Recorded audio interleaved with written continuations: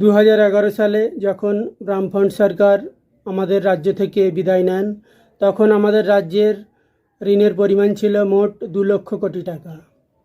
তারপর আসে টিএমসি সরকার আসার পর এই ঋণ তো মেটাবার কোনো উদ্যোগই নেননি, বরং আজকের 2026 সালে যখন টিএমসি সরকার বিদায় নেয়, তখন এই ঋণের পরিমাণ বেড়ে দাঁড়ায় মোট 8 লক্ষ কোটি টাকা। তাহলে শুনুন, এটি হিসাব করলে দেখা যাবে আমরা পশ্চিমবঙ্গবাসী সবার মাথার উপর প্রায় 80 থেকে 90 হাজার টাকার একটা ঋণের পরিমাণ রয়েছে। অর্থাৎ যে শিশুটি আজকে জন্ম নিল তার মাথায় কিন্তু প্রায় 80 থেকে 90 হাজার টাকার একটা লোন রয়েই গেল। তো 2026 সালে পালা পরিবর্তনের পর মাননীয় শুভেন্দু অধিকারী সরকার এই ঋণের পরিমাণ কমাবার জন্য একটি চেষ্টা করছে।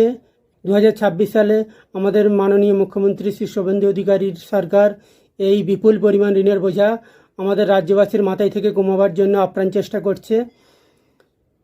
2026 আর্থিক বছরে মোট যে বাজেট ঘোষিত হয়েছিল, সেই বাজেটের মোট পরিমাণ ছিল 4,38,000 কোটি টাকা এবং লোন শোধ করার জন্য খরচ হচ্ছে প্রায় 1 লক্ষ কোটি টাকা।